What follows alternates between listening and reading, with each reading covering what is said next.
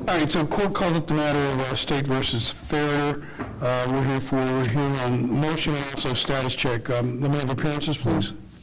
On behalf of the state, Brianna Coakley. And Marc Shiner, on behalf of Ms. Tracy Ferriter.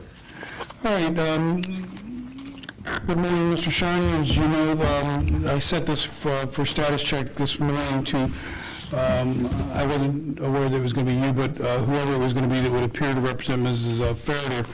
I wanted to get have a discussion with that attorney regarding preparation for trial and so forth. You answered some of my questions in advance by filing your motion to continue. So I think the proper order at this point, having acknowledged your appearance being conditional on the motion to continue, that we should address the motion to continue first. So you may proceed on that.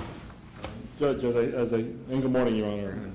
As I stated in my motion, I'm a little bit at a disadvantage because I was just retained on Wednesday afternoon late and filed this motion after hours on Wednesday.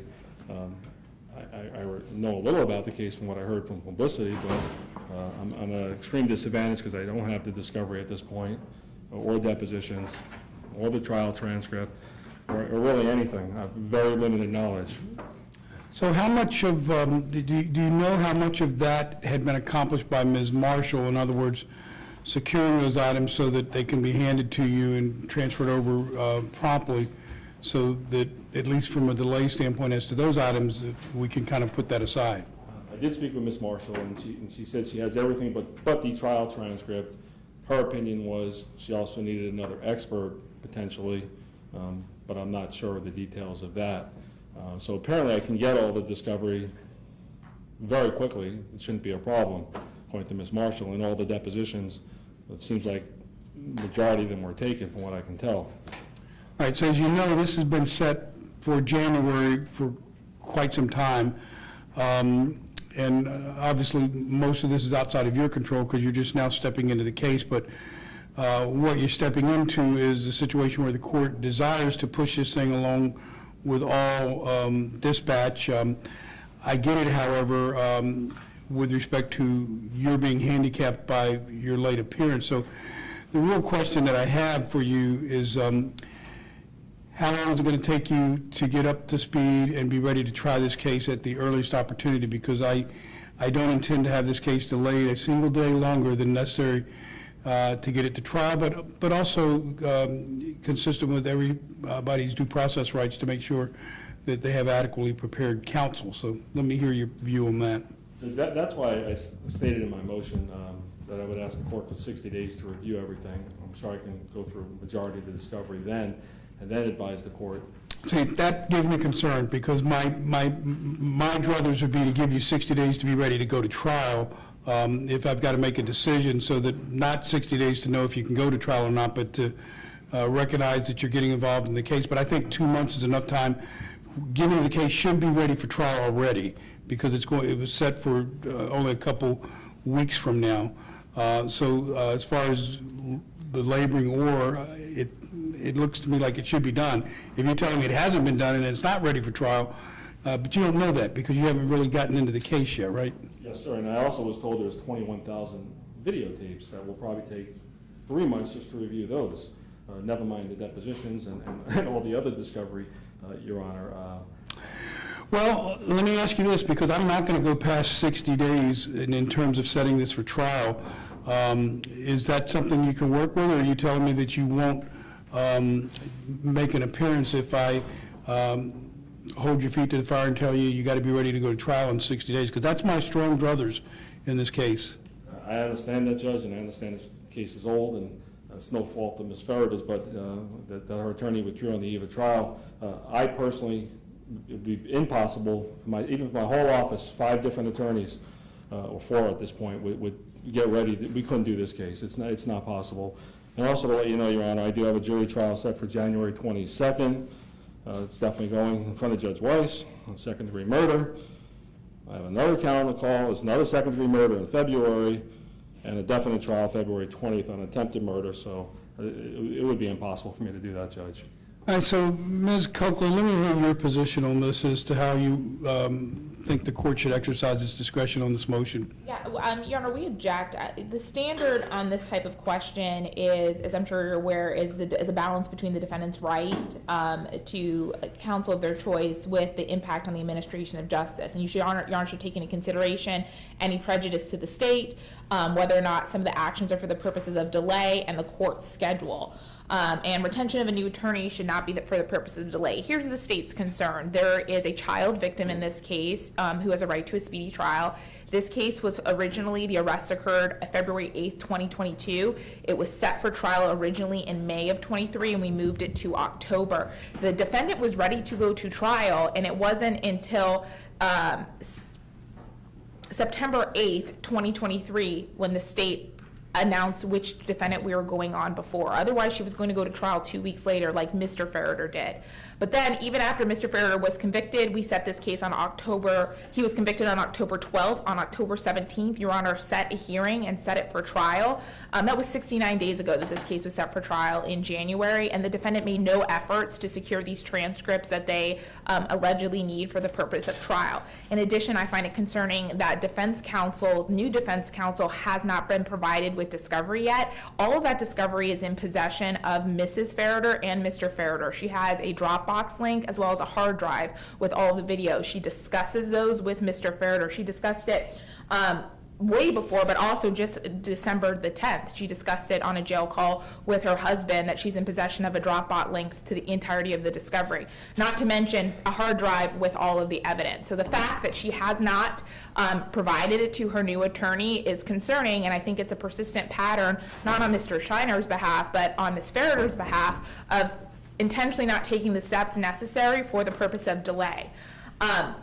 I would say that this is not a complicated case. I think the state called 5 or 6 witnesses, and I think 2 of them were ministerial in the trial. The crime is on video, and so that is the direct evidence in the case. And although it's true there was a voluminous amount of videos, many of them, hours and hours of them, are not required or not necessary or important to this case. There is a ring camera of their doorbell, and so there's hours of their neighbor entering and exiting. And they're during school hours, so there's no relevant information. They don't need to be reviewed by anyone, and the defendants have already found what evidence they find to be relevant because they entered it in Mr. Ferriter's trial, and they did that collaboratively. And so that's the state's concern. I think that you could push it back a little later in January, but this is not a complicated case. There's few witnesses, and it's on video. All right, response? Judge, what the state thinks is relevant is, no disrespect to the state, but that I would never try a case without reviewing all the evidence and doing everything in my power to defend my client. So saying that they're not relevant, that may be her opinion. It may not be mine. It may be mine without reviewing. So if Ms. Marshall reviewed, how many, 21,000 videos? There are 21,000, like 1 minute. All right, so if Ms. Marshall reviewed 21,000 videos, made a log of things she considered relevant and not relevant, and summarized it, and so you would ignore that? You telling me that you would go back and review all 21,000 videos yourself? Someone in my office or myself, yes. Well, then she needs to get another attorney, because I'm not going to push this case out more than 60 days. I'm going to grant the motion in part to continue the case for 60 days. Give me a trial date now, because it's going to go on the docket. And if you're not going to continue with your appearance, then I'll want to know after I set the date, and then I'll provide additional time for Ms. Ferriter to find an attorney who can work within the schedule that the court's going to impose in this matter. Judge, I didn't finish my argument, but if you don't want me to finish. I know, you don't need to finish it. Let me, give me the date at this point. March 20. How many days do you need, Ms. Coakley? I think it would be 5 days. But we should probably, 5 days, let's do 5 days.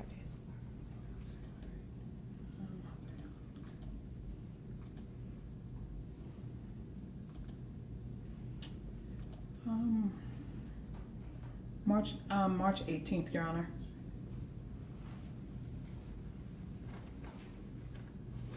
You have a couple of hearings back in mobile. There are things on the schedule on the 18th, but we can go ahead and set it for the 18th. I can move them. All right, I'm going to specially set this for March 18th. So, Mr. Shiner, arguments other than the fact that you don't believe you can be prepared in time for the trial that you wish to make to the court for the record, because I will allow you to do that. But the arguments that you don't have enough time to prepare and all the work that's got to be done, I'm accepting some of those in part, rejecting most of them, because I believe that the time I'm giving you to prepare between now and March 18th is more than sufficient for an attorney of your professionalism and competency to get up to speed in this matter. So that's the court's position. Are there additional arguments that you wish to make on this before I rule finality? How about as a compromise, Judge, since I can't convince the court and the state has strong opinions, what if I can get the discovery, hopefully in the next day or two, and if we reset this in the very beginning of January, and I come back and tell you if I can be ready in March. I'm 99% sure I can't, but maybe somehow Ms. Coakley's right. Maybe this is a very simple case. It's possible. But I kind of doubt that based on what I'm hearing and seeing, but that's a compromise I'm willing to do if the court's willing to do that. All right, so the court's not going to compromise on that issue, given the fact that it's been put off many times now. And quite frankly, if we want to use the word compromise, the March 18th date is a compromise. I pushed that off. That's 75 days, it's almost 90 days out from this point, 3 months. Most criminal trials are prepared and ready to go to trial within that time period, so I don't see how, given the fact that the bulk of the work should have been done in the fall of this year, when this case was set for trial and the state made the designation to go to Mr. Ferriter's case rather than Mrs. Ferriter, I'm very hard pressed to believe that there's any substantial amount of work that hasn't already been done that you couldn't take and benefit from. So that's going to be my ruling. We're going to start the trial on March 18th, so I'm going to throw the ball into your court at this point, Mr. Shiner, based on what I'm telling you is going to be the trial date in this matter, and my rejection, at least to a significant extent, of your motion to continue. Do you wish to continue with your appearance in this matter or not?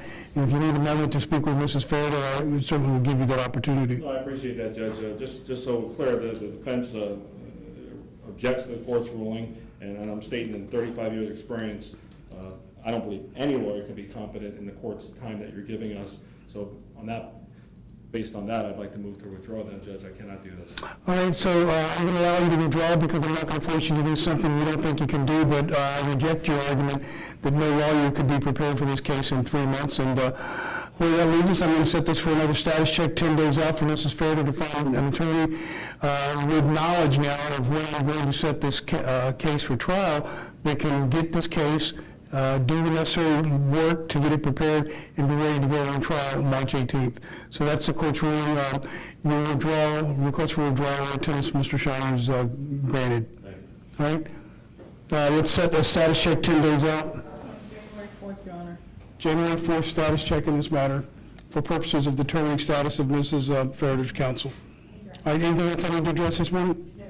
All right, thank you, Mr. Shiner. Have a good day.